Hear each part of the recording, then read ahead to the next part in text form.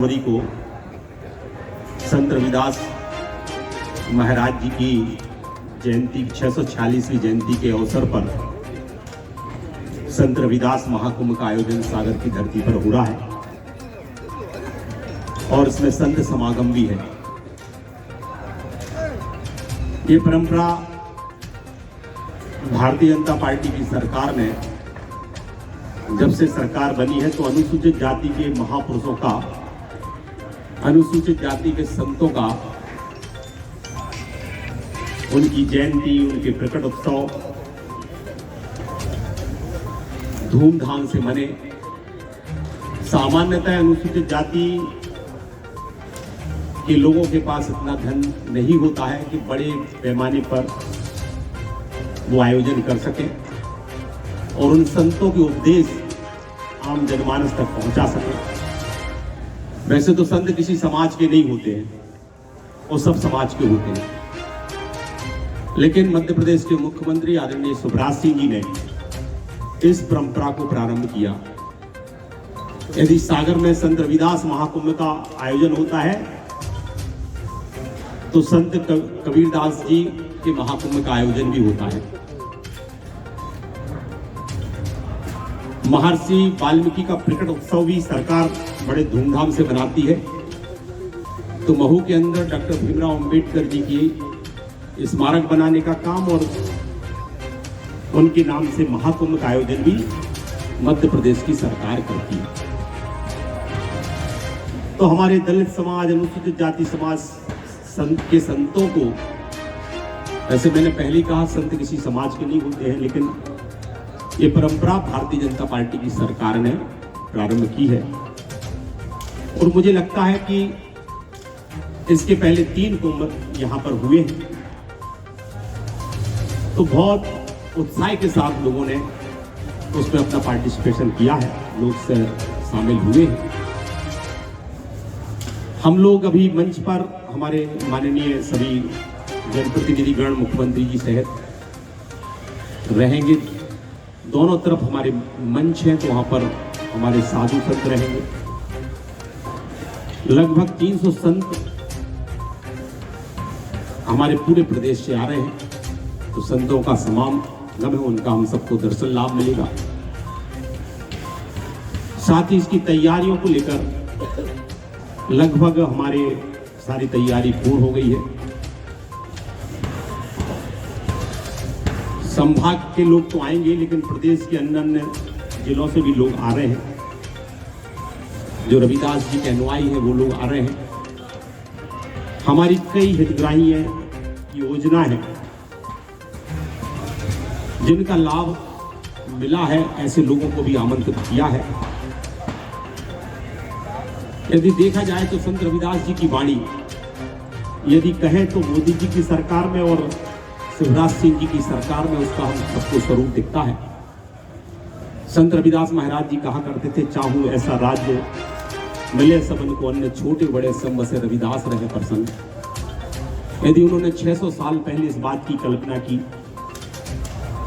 तो आज में दिखाई देता है कि उनकी वाणी को अपने कार्य रूप में परिणत करने का काम राज्य की और केंद्र की सरकार कर रही है। यदि हम बात करें तो 1 रुपया किलो गेहूं, चावल, नमक, प्रधानमंत्री आवास से लेकर गरीब कल्याण की अनेक प्रकार की योजनाएं, चाहे हम आयुष्मान भारत की बात करें, चाहे उज्ज्वला योजना की बात करें, तो रविदास जी की वाणी सरकार के कार्यों में भी दिखाई देती है। और हमारे अनुसूचित जाति के महापुरुषों का मैंने पहले ही कहा, डॉक्टर अंबेडकर जी के नाम पर कांग्रेस ने लंबे समय तक राजनीति की, लेकिन 1952 के लोकसभा के चुनाव में डॉक्टर अंबेडकर को हराने का काम यदि कोई करती है तो कांग्रेस करती है। उनके जो स्थान थे हम सबके लिए प्रेरणादायी हैं। यदि बात करें डॉक्टर अंबेडकर जी की जन्मभूमि की, महू के अंदर बहुत कठिन परिस्थितियों में, क्योंकि वो सेना की जगह थी, उस जगह को पटवा जी की सरकार ने भारत के रक्षा मंत्रालय से मांगा, वहां पर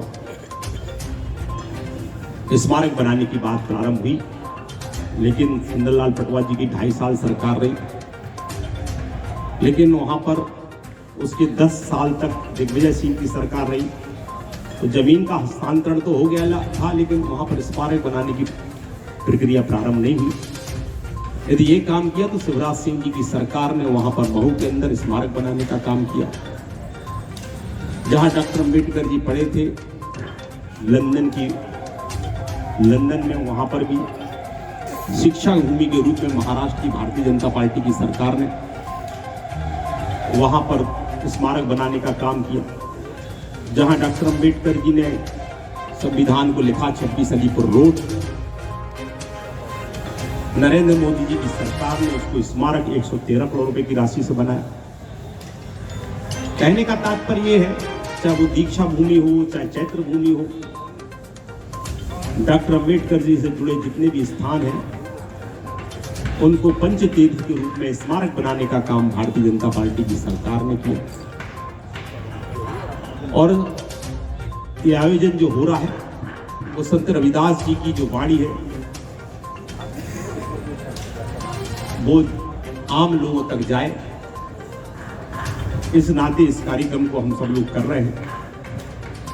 की संख्या में लोग सड़कों पर भी थे, तो बहुत अच्छा एक महाकुंभ का आयोजन 2017 में हुआ। हम लोग प्रयत्न कर रहे हैं कि उसी के भांति एक कार्यक्रम हो।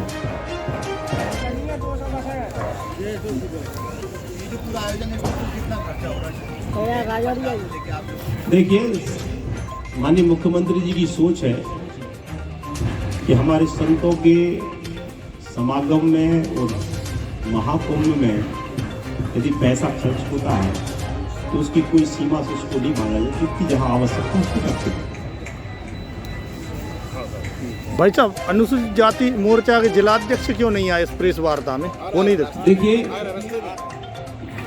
कुल मिलाकर सब लोग काम में लगे हैं। इसमें अनुसूचित जाति मोर्चा के कार्यकर्ता, भारतीय जनता पार्टी के कार्यकर्ता, सभी जनप्रतिनिधि पूरी ताकत के साथ, पूरी क्षमता के साथ सबके काम बटे हुए हैं। और जिनके पास जो काम है वो पूरी तन्मयता के साथ, पूरी समर्पित भावना के साथ इस कार्यक्रम को सफल बनाने में अपना योगदान दे रहे हैं।